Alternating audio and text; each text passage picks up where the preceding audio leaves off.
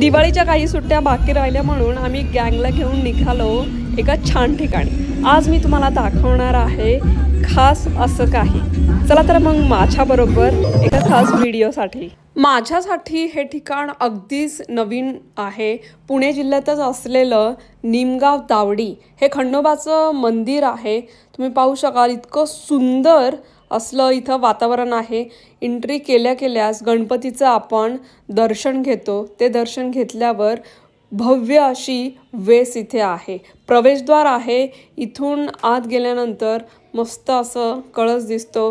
हा खंडोबाचं वाहन असलेला हा निळा घोडा आणि तुम्ही इथे पाहू शकाल जुनं बांधकाम आणि अनेक अशा गोष्टी भव्य अशा दीपमाळा आहेत आणि याचा इतिहास जाणून घेण्याची माझी खूप उत्सुकता आहे। आणि जसं मी येथे मंदिरात जात होते, आजूबाजूचं वातावरण पाहत होते, मी भारावून जात होते। अक्षरशः तुम्ही इथे पाहाल तर छान असं नंदीचं सुरुवातीला दर्शन होतं। महादेवाचा अवतार असलेला खंडोबा आणि त्याची सर्व माहिती आपण जाणून घेणार आहोत। आतमध्ये प्रवेश केल्यावर तुम्हाला हे मंदिराचं बांधकाम पाहू शकाल, त्याचं बारीक कोरीव नक्षीकाम पाहू शकाल। या प्रत्येक शिल्पाला काहीतरी अर्थ असतो आणि हा अर्थ त्या काळापासून आजपर्यंत आपण हे टिकवून ठेवलं पाहिजे, अनेकांना माहिती झालं पाहिजे, हा शुद्ध हेतू। आतमध्ये जाण्या अगोदर इथे काही मंदिरं आहेत। प्रवेश करताना आपण नेहमी या पायरीच्या पाया पडायचं नसतं। खरं तर वरती गणपती असतो, त्याचं पाया पडून येथे आपण आत एंट्री करायची असते। तुम्ही पाहाल खूप बारकाईने इथे नक्षीकाम, आत्ता जरी रंगकाम केलेलं असलं तरी पूर्वीच्या काळी हे पूर्ण काळ्या पाषाणाचं मंदिर असणार। तर खूप भव्य असं सभामंडप आहे आणि ज्या वेळेस आपण गाभाऱ्यात प्रवेश करतो तर दिसतं आपल्याला भव्य असं खंडोबाचं हे रूप। हे पाहून मी अगदी थक्क झाले आणि काय असेल कसं असेल जाणून घेण्याची माझी उत्सुकता। हे तुम्ही इथं पुजारी पाहतायत, ते खूप सुंदर त्यांनी मला माहिती दिली। आता ती आपण त्यांच्याकडून माहिती जाणून घेऊया, पण आधी तुम्ही हे खंडोबाचं रूप आपल्या डोळ्यामध्ये खरंच साठवून ठेवा। अतिशय प्रसन्न मूर्त आहे। इथे असलेलं त्याचं खंडोबा देवाचं जे शस्त्र आहे ते इथे आहे। बाणू आणि म्हाळसा देवी याच्या बाजूला आहेत। आपण आता जाणून घेऊ। सखाराम भगत माझ्या माहितीनुसार ती तशीच असेल याची मी 100% गॅरंटी नाही देऊ शकत। आज दुसरी असू शकते, पण 12 मल्हार याचं मूळ स्थान, याचं म्हणजे जर अवतरित होण्याचं कर्नाटक आहे म्हणून कानड्या मल्हारी असं त्याला संबोधलं जातं। 12 मल्हारपैकी 5 मल्हार कर्नाटकमध्ये आहेत, 7 इथे। त्याच्यात सातारी आहे, माळेगावे, शेगुडे, नगरी आहे, पाली आहे, जेजुरी आणि अनिमगावचा आहे, असे 7 आहेत। नळदुर्ग आपल्यातच येतं, महाराष्ट्रातच येतं। तर जेजुरीला पालीला विवाह झाला बाणू माळसाचा, म्हणजे माळसाचा आणि खंडोबाचा तो विवाह झाला आणि पार्वतीने दिलेलं वचन पूर्ण करण्यासाठी जी बाणू आहे ही मूळ जयाद्री आणि ती जयाद्री इंद्राच्या पोटी शचीच्या पोटी जन्म घेतला तिने, पण शंकराची पूजा आणि भक्ती करीत असल्यामुळं इंद्राचं शिवाचं जरा वाकडं होतं। मग तिला मोठी झालेली बारीक बनवली, बाल बनवलं आणि चंदनपुरी आणि जंगलात सोडून दिलं।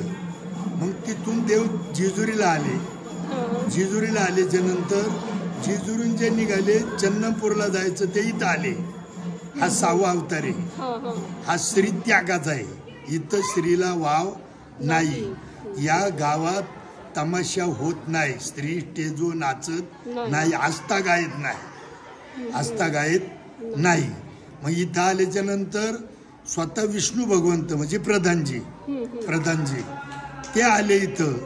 तर त्यांच्याजवळ कृष्ण मुरली होती, मुरली म्हणजे वासरी, आणि ती मुरली इथं आल्याच्या नंतर म्हणलं ही मुरली घेऊन प्रधानजी तुम्ही माझ्याजवळ कसं काय वागणार, लोक तुमच्याकडे बघणार का माझे का तुम्ही वाजरी वाजवले लोक मोहित होऊन तुमच्याकडे जातील. मग आता हिचं काय करू तर म्हणलं एक स्त्री बनवू. मग ती स्त्री तिचं नाव मुरळी. भास्त्रीची मुरलीची मुरळी केली. हा जागरण गोंधळामध्ये असते ती. मग ती इथं नाही नाचवायची म्हणला. इथं मी स्त्री त्याग करून आलेलो आहे. स्त्री माझ्या बरोबर नाही. आणि ती नसल्यामुळं बानूचं लग्न करून मी आलो जेजुरीला. पण माणसाने तिला गडावर घेतली. अर्ध्या गडावर बानूचं मंदिर आहे. वर नाही घेऊन दिली. मग तिथून देव रुसून इथं आलेले. आता हे ज्या मांडणुका आहेत या प्रतिमा आहे. आपण ठेवलेल्या प्रतिमा देव एकटेच इथं आलेत. आणि विष्णू त्यांच्या साथीला आल्यामुळं ती मुरली कुठं द्यायची. मग तिची मुरळी बनवली. सांगितलं जेजुरीला माझी सेवा कर. इथं मी तुला या मंदिरात घेऊ शकत नाही किंवा इथं मी तुला ते काही करून देणार नाही. इथं मुरळी चालत नाही जागरणावर. मुळीच नाही चालत. हा फक्त देव आणि जागरण. मुरळी नाही. जेजुरी सोडून इथं मुरळी. ज्याचं दैवत हे निमगावचं खंडोबा त्याला मुरळी नाही. आलं लक्षात. हे त्यागी आहे. इतकं बळ आहे ना. तुझ्या मनात जी इच्छा झाली ती जर आर्ततेनं म्हणजे मनापासून जर असं कुठला क्लेश नसताना तर ती फलद्रूप होती. म्हणजे मन जाणे मनाच्या पापा आणि आई जाणे लेकराच्या बापा. ज्ञानोबाचं वाक्य माझं नाही. तर ते इथं मुरळी चालत नाही. हे बोलत देव येते. आणि 9व्या शतकाच्या अगोदरचे. कारण नवनाथामध्ये त्याचा पुरावा आलेला आहे. मच्छिंद्रनाथांनी त्रिविक्रम राजासाठी जो देह ठेवला होता तो याच मंदिरात 5 तळघर आहेत. या मंदिराला 5 तळघर आहेत. आणि त्याला दुजोरा असा मिळतो की पड्याल मच्छिंद्रनाथ मायबा साहेबांनी कानोबा आहे पड्याल. इथे पण पिराची अनेक पाऊतक आहेत. मग त्याला पुरावा आहे. मग हे असे वर गेले तर रेटवडी ते आमच्या शेतीमध्ये एक हे पेठचा घाट चढून गेल्यावर सुद्धा राईट उजव्या हाताला नाशिकला जाताना पिराचं थान आहे. हा मग इथे पण बरीच पिराची थानी आहेत एवढ्या जागेत सुद्धा. म्हणून ह्या देवाची अशी आख्या आहे का भोळा आहे. पण जे तुम्हाला पाहिजे ते देतो. ही तुमच्यावर घाटी बांधलेली आहे ना. ही वाकडच्या मुरकुटे पाटलांची.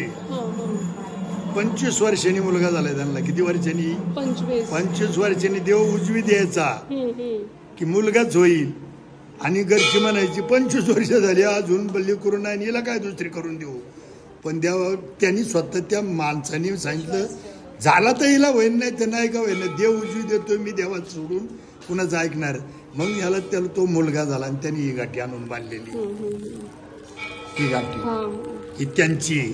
ह्या देवाची अशी आख्या आहे काय माझ्या माहितीनुसार ते असं की देवा पोटच्या पोरापका सुद्धा हातपास राहायला लागला पाहिजे. तो आज मला असता गायत नाही लागत. देवाची कृपा. त्याच्या कृपेने मला मुलांक रुपया 2 रुपये देतो का चहा प्यायला जायचे गावात तर ते लागलं नाही. अजून लागतही नाही. अशी या देवाची आख्या आहे. काय खूप महत्त्वाची माहिती आज इथं यांनी दिलेली आहे. आणि त्यामुळं आपल्याला नेमकं एखादं तीर्थक्षेत्र किंवा जे आपण इथे येतो पण आपल्याला आख्यायिका माहिती नसते. फक्त येतो पाया पडतो. पण हे जर जाणून घेतलं तर आपल्याला नेमकं खंडोबा देव नेमकं काय आहे हे आपल्याला नक्की समजेल. खूप खूप धन्यवाद. इथलं भारतातलं तीर्थ कोणचं माझं राहिलं नाही. 22 चौऱ्याण्णवच्या पुढे कर्नाटकात 7 आहेत खंडोबा. 5 आहेत. इथं 7 आहेत. इथं नळदुर्ग 1, माळेगाव 2, सातारी 3, नगरी 4, पाली 5, जेजुरी 6 आणि 7 मेन. आणि जेजुरीपेक्षा हे मंदिर देखलं सुशोभित जेजुरीपेक्षा. फक्त जेजुरीच्या कडेच्या वर जर हाईट आहे बरोबर उंच आहेत. फक्त उंच आहेत. आणि त्या असं उग्रमुख आहे आणि हे गोमुख आहे. याला 2 वेळा देवाच्या चेहऱ्यावरून असं खाली बाहेर जात एवढे याच्यातून तर तो जो नंबर दिसतोय ना तिथे सूर्य उगवला. आजोबा माहिती देत होते आणि फक्त आम्ही ऐकत होतो. अशी मानसिक समाधान देणारी ही आजची एक छोटीशी ट्रिप झाली, पण त्यातून आत्मिक समाधान मिळालं. निसर्गानं सुद्धा आम्हाला इंद्रधनुष्य दाखवलं, खंडोबाचं मंदिर, आणि तिथे यळकोट यळकोट जय मल्हारचा जयघोष करून या मंदिराला पाहून नमस्कार घेऊन आम्ही इथून निघालो. खूप छान वाटलं. तुम्ही ही नक्की जा, आवर्जून पहा. धन्यवाद.